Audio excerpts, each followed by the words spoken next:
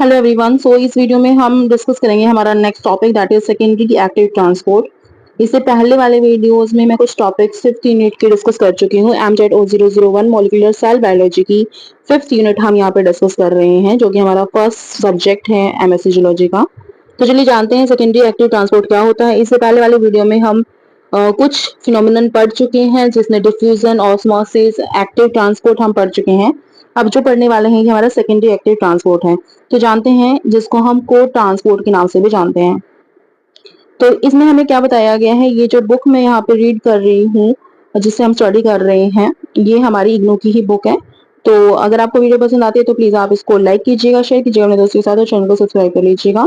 तो चलिए पढ़ते हैं। In secondary active transport solute moves against the concentration gradient which is an endergonic energy using process, यानी कि एनर्जी यूज करने वाली प्रोसेस होती है एंड्रोगोनिक process.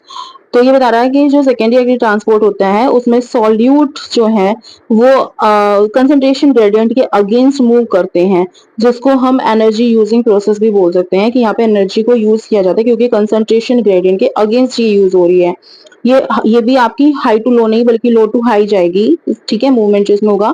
The movement of solute is a process in which energy is release. तो ये जो movement है सोल्यूट की मूवमेंट, ये इस तरह की प्रोसेस है यहाँ पे जिसमें एनर्जी का रिलीज होता है, एनर्जी जो है रिलीज होती है यहाँ पे। When concentration of sodium ion increases outside the membrane and electrochemical gradient is formed। ये हम इसे पहले वाले वीडियो में भी जान चुके हैं। जब एक कंसंट्रेशन सोडियम आयन की बन जाती है मेम्ब्रेन के बाहर, आउटसाइड द मेम्ब्रेन, तब उस टाइम पर इलेक्ट्रोकेमिकल ग्रेडियंट जो बन जाता है, ठीक है। तो इससे पहले वाले जो वीडियो लेक्चर अगर आपने वो नहीं देखे हैं तो वो भी देखिएगा, इससे आपको सारी चीजें क्लियर हो जाएंगी, ठीक है। तो एक सीरीज में मैंने प्लेलिस्ट बनाई है, तो आप सीरीज में ही देखिए तो ज्यादा अच्छा रहेगा, ठीक है। तो कोई भी पॉइंट आपसे छूटेगा नहीं, कोई भी लाइन जो है ऐसी नहीं होगी जो मैंने रीड ना की हो आप लोगों के लिए। Open channel protein transfer sodium ion across the membrane down the concentration gradient. तो आप ये जानते हैं कि जो ओपन चैनल प्रोटीन्स होते हैं प्लाज्मा मेम्ब्रेन में, जो चैनल प्रोटीन्स प्रेजेंट होते हैं, ये सोडियम आयंस को जो है ट्रांसपोर्ट कराते हैं मेम्ब्रेन के थ्रू, और ये जो होता है डाउन द कंसंट्रेशन ग्रेडियंट होता है। Energy is released, transport protein present in the membrane transport the substances। तो एनर्जी रिलीज हो जाती है और जो ट्रांसपोर्ट प्रोटीन जो प्रेजेंट होते हैं आपके मेम्ब्रेन में, वो जो है आपके ट्रांसपोर्ट करते हैं सब्सटेंसेस को इस मेम्ब्रेन के through. This process helps in transfer of amino acid and glucose. और जो प्रोसेस होती है सेकेंडरी एक्टिव ट्रांसपोर्ट, ये मेन लाइन यहाँ पर है कि ये जो आपका ट्रांसपोर्ट है, सेकेंडरी एक्टिव ट्रांसपोर्ट है, ये क्या ट्रांसपोर्ट कराता है, तो ये हमारा मेनली एमिनो एसिड और ग्लूकोज को ट्रांसपोर्ट कराने का काम करता है, ठीक है। तो ये इंपॉर्टेंट है, यहाँ पे एनर्जी को यूज किया जाता है। और कुछ चीजें हमें यहाँ पे जो बताई गई हैं कि कंसंट्रेशन जो है सोडियम आयन का इंक्रीज कर जाता है मेम्ब्रेन के बाहर, तब उस टाइम पे इलेक्ट्रोकेमिकल ग्रेडियंट आपको देखने को मिलता है। तो ये 2-3 पॉइंट है जो यहाँ पे इंपॉर्टेंट थे।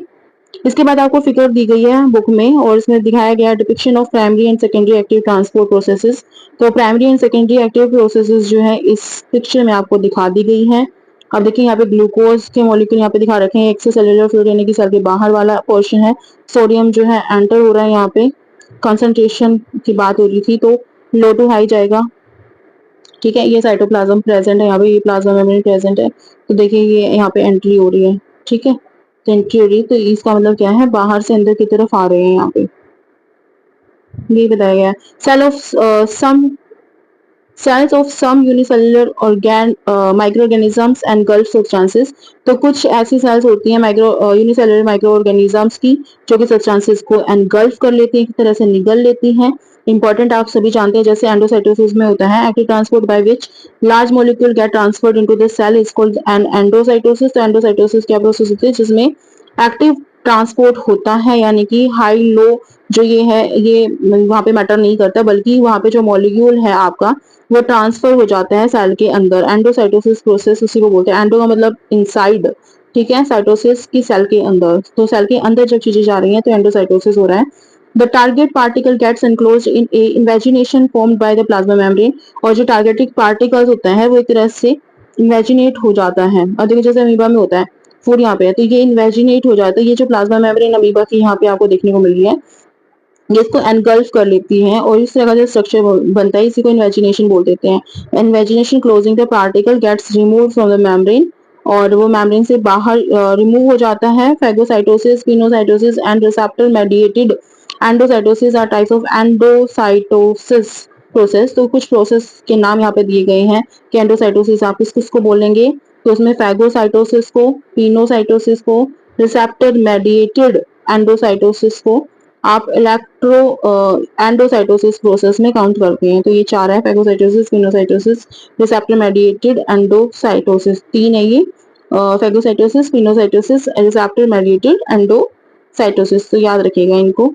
नेक्स्ट जो आपको दिया गया है वो है फेगोसाइटोसिस। फेगोसाइटोसिस के बारे में बताया गया है, the large substances enter the cell via phagocytosis. अगर लार्ज सब्सटेंसेस होंगे साइज में तो फेगोसाइटोसिस के थ्रू जो है सेल के अंदर जाएंगे। The micro organisms enter the human body and neutrophils, जैसे कि आपके जो माइक्रो ऑर्गेनिजम्स होते हैं ह्यूमन बॉडी के अंदर एंटर करते हैं, या फिर जो न्यूट्रोफिल्स या जिनको हम व्हाइट ब्लड सेल्स कहते हैं, engulf the invaders by process of phagocytosis. तो फेगोसाइटोसिस की प्रोसेस में जो है एनगल्फ कर लिया जाता है इन्वेडर्स को। और lysosome present in the neutrophil engulf micro organisms and destroy it. और जो लाइसोसोम प्रेजेंट होते हैं आपके जैसे न्यूट्रोफिल में जो प्रेजेंट होते हैं तो वो क्या करते हैं, एनगल्फ कर लेते हैं माइक्रो ऑर्गेनिजम्स का और उसके बाद इसको डिस्ट्रॉय कर देते हैं। अब देखो यहाँ पे आपको फिगर में दिखाया गया है डायग्रामेटिक रिप्रेजेंटेशन ऑफ फेगोसाइटोसिस। यहाँ पे फेगोसाइटोसिस आपको देखने को मिल रही है। फेगोसाइटोसिस में क्या हो रहा है कि लार्ज पार्टिकल को जो है ना एनगल्फ कर लिया जा रहा है इस प्लाज्मा मेम्ब्रेन के द्वारा। तो प्लाज्मा मेम्ब्रेन का इंपॉर्टेंट फंक्शन है कि ये आपकी एंडोसाइटोसिस में भी वर्क करती है, लार्ज पार्टिकल्स को जो है एनगल्फ करने का काम करती है। देखो प्लाज्मा मेम्ब्रेन है, यही जो है इसको एनगल्फ करेंगे फिर वो बॉडी के अंदर एंटर कर जाएगा। ये फेगोसाइटोसिस की प्रोसेस यहाँ पे दिखाई गई है। इंपॉर्टेंट है सभी जो डायग्राम आपको बुक में दिए गए हैं तो सभी को बहुत अच्छे से एक बार स्टडी करना। आपको सारे डाउट जो है ना डायग्राम से भी जो है क्लियर हो सकते हैं। ठीक है, ड्यूरिंग फेगोसाइटोसिस अब यहाँ पे बताया गया फेगोसाइटोसिस की प्रोसेस में क्या होता है, the portion of plasma membrane towards the inner surface gets covered with the protein clathrin. तो यहाँ पे प्रोटीन प्रेजेंट होता है जिसका नाम है क्लैथरीन, और जिसकी बात हो रही है प्लाज्मा मेम्ब्रेन का एक पोर्शन होता है इनर सरफेस की तरफ, वो आपका इनर सरफेस की तरफ जो है पोर्शन एक प्रोटीन क्लैथरीन से जो है ढका हुआ होता है, एक तरह से बना हुआ होता है। ठीक है, the part of membrane that surrounds the particle and encloses it is its extension from the cell. और जो पार्ट होता है मेम्ब्रेन का वो पार्ट जो कि एनक्लोज करके रखता है या सराउंड करके रखता है पार्टिकल्स को, वो आपका इसका एक्सटेंशन पार्ट होता है सेल का। ठीक है, जैसे ये आपका अमीबा के केस में हमने देखा है। ठीक है, तो ये हमारा एक्सटेंशन पार्ट है यहाँ पे। ठीक है, तो ये बताया गया है lysosome once the particle gets transferred within the cell clathrin gets removed. जब एक बार जो है अगर मटेरियल या फिर जो आपके पार्टिकल्स है फूड पार्टिकल जो एक बार सेल के अंदर चले जाते हैं, सेल के अंदर जो चीजें चली जाती हैं एक बार फेगोसाइटोसिस हो जाता है, उस टाइम के बाद जो क्लैथरीन प्रोटीन हमें देखने को मिला था ना इसकी मेम्ब्रेन पे सरफेस में इनर सरफेस पे, वो आपका रिमूव हो जाता है, फिर वो हट जाता है। ठीक है, लाइसोसोम्स प्रेजेंट, ये इंपॉर्टेंट पॉइंट है, इसको याद रखिएगा कि एक क्लैथरीन जो प्रोटीन प्रेजेंट होता है इनर सरफेस पर, ठीक है, प्लाज्मा मेम्ब्रेन की। फेगोसाइटोसिस की प्रोसेस जब होती है पार्टिकल जब सेल के अंदर चला जाता है तो ये क्लैथरीन जो है रिमूव हो जाता है। Lysosomes present in the area break the material. और लाइसोसोम जो प्रेजेंट होते हैं वो मटेरियल्स को तोड़ने का काम करता है अंदर, क्योंकि नाम से ही पता लग रहा है लाइसोसोम है। The contents from the vesicle get removed, और वेसिकल से जो है कंटेंट जो भी उसमें प्रेजेंट होता है वो रिमूव कर दिया जाता है। And a new invagination endosome जिसको बोलते हैं इस फॉर्म, एक नया इन्वेजिनेशन बनाया जाता है जिसको एंडोसोम बोलते हैं, form from the membrane. Membrane से बनाया जाता है ये इन्वेजिनेशन। ठीक है, इन्वेजिनेशन एक तरह से सूडोपोडिया बना लेते हैं ना इस तरह की शेप, उसको बोला जाता है इन्वेजिनेशन। अब ये देखो ये आपको देखने को मिल रहा होगा यहाँ पे, ये जो स्ट्रक्चर है, ये जो स्ट्रक्चर है इसको इन्वेजिनेशन बोलते हैं। ठीक है, तो ये बताया गया the contents from the vesicle come in the fluid present exterior of the cell. तो जो कंटेंट जो वेसिकल में प्रेजेंट होता है वो बाहर आ जाता है, come in the fluid present exterior of the cell of the cell. तो जो सेल के बाहर प्रेजेंट है वहां आ जाता है ये content. Endosome gets integrated in the membrane, और जो एंडोसोम्स है वो मेम्ब्रेन के अंदर इंटीग्रेट कर दिए जाते हैं। नेक्स्ट जो है हमें पिनोसाइटोसिस दिया गया है। पिनोसाइटोसिस जो है लिक्विड से रिलेटेड है। The molecule such as water are taken by cell via process of pinocytosis. तो कुछ मॉलिक्यूल जैसे कि वाटर के मॉलिक्यूल्स हो गए, तो ऐसे मॉलिक्यूल्स को सेल मेम्ब्रेन के द्वारा एक्सेप्ट किया जाता है, उस प्रोसेस को हम पिनोसाइटोसिस कह देते हैं। A very small vesicle is produce, यहाँ पे कुछ छोटे छोटे वेसिकल्स देखने को मिलेंगे आपको। And infolding develops from the membrane which encloses small volume of fluid and gets pinched off। तो एक इनफोल्डिंग आपको देखने को मिलती है पिनोसाइटोसिस में, जिसमें जो प्लाज्मा मेम्ब्रेन है वो एनक्लोज कर लेती है छोटी छोटी वॉल्यूम में फ्लूइड को, और जो है पिंच ऑफ हो जाती है फिर उसके बाद। तो यहाँ पर आपको पिनोसाइटोसिस दे दिया गया है। छोटी छोटी जो वेसिकल है आपको देखने को मिलेंगे, वेसिकल प्रेजेंट होते हैं छोटे छोटे अमाउंट में, जो है वाटर के मॉलिक्यूल ये जो है एक तरह से एंगल्फ कर लेते हैं बॉडी के अंदर, ठीक है, और फिर उसमें घुल जाते हैं, पिंच ऑफ हो जाते हैं। नेक्स्ट आपको दिया गया है रिसेप्टर मेडिएटेड एंडोसाइटोसिस। अब रिसेप्टर मेडिएटेड एंडोसाइटोसिस का क्या मतलब, रिसेप्टर मेडिएटेड का क्या मतलब है यहाँ पे देखते हैं। तो receptor proteins located on the membrane bind specific substance. जो रिसेप्टर प्रोटीन जो है मेम्ब्रेन के सरफेस पे प्रेजेंट होते हैं, उनका एक इंपॉर्टेंट फंक्शन होता है कि वो बाइंड करते हैं स्पेसिफिक सब्सटेंसेस को। जैसे क्लैथरीन प्रोटीन होता है आपका attach to the membrane removes low density lipoprotein. तो जो आपका क्लैथरीन प्रोटीन हमने पढ़ा था ना अभी, किनर सरफेस पर अटैच होता है, जुड़ा हुआ होता है, वो आपका रिमूव हो जाता है, वो आपका रिमूव करता है लो डेंसिटी लिपोप्रोटीन को, LDL, लो डेंसिटी लिपोप्रोटीन, ठीक है। बैड कोलेस्ट्रॉल भी जिसको नाम दे दिया जाता है फ्रॉम द ब्लड। तो ब्लड से रिमूव करने का काम जो है क्लैथरीन प्रोटीन का होता है मेम्ब्रेन में। और यही जो है इसको आपके लो डेंसिटी लिपोप्रोटीन जिसको हम LDL या फिर बैड कोलेस्ट्रॉल को कहते हैं, इसको रिमूव करने का काम करता है। तो काफी इंपॉर्टेंट टर्म है ये, यहाँ पर जो लाइन दी गई है काफी इंपॉर्टेंट है, याद रखिएगा। Other substances are taken into cell by this process. और बहुत सारे सब्सटेंसेस को सेल के अंदर इसी प्रोसेस से लिया जाता है, जिसमें हम रिसेप्टर मेडिएटेड एंडोसाइटोसिस बोलते हैं। Substance of one kind binds to the receptors located on exterior surface of the membrane and is later taken in। तो कुछ सब्सटेंसेस जो कि एक ही तरह के होंगे ऑफ वन काइंड, वो बाइंड कर जाते हैं रिसेप्टर्स के साथ जो कि एक्सटीरियर सरफेस पे प्रेजेंट होते हैं। देखो यहाँ पे फिगर में आपको दिखाया गया है कि यहाँ पर कुछ सब्सटेंसेस जो हैं एक तरह के जो है रिसेप्टर्स के साथ बाइंड कर रहे हैं। देखो ये रिसेप्टर्स आपको प्रेजेंट मिलेंगे एक्सटीरियर सरफेस पर मेम्ब्रेन के, और इनके द्वारा जो है ये आपके ये रिसीव कर लिए जाते हैं, लेटर टेकन, ठीक है।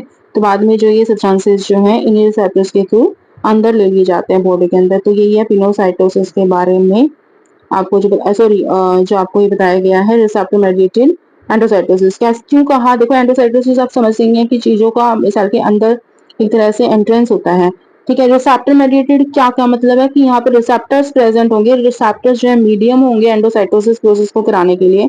और वही हम देख रहे हैं कि मेम्ब्रेन पर जो है रिसेप्टर्स प्रेजेंट है, जिन पर आकर के ये आपको जैसे क्लैथरीन प्रोटीन जो है, और ये आकर के जो है अटैच हो रहे हैं हमारे सब्सटेंसेस, और उसके बाद जो है लास्ट में क्लैथरीन, जब ये एंडोसाइटोसिस हो रही होगी तो क्लैथरीन प्रोटीन यहाँ से हट जाएगा, और ये जो आपके सब्सटेंसेस है ये एंटर कर जाएंगे बॉडी के अंदर इन रिसेप्टर्स की वजह से ही। तो यही है, इसीलिए इसका नाम जो है रिसेप्टर मेडिएटेड एंडोसाइटोसिस है, यानी कि इसमें एंडोसाइटोसिस प्रोसेस होती है, रिसेप्टर्स जो है मीडियम बनते हैं।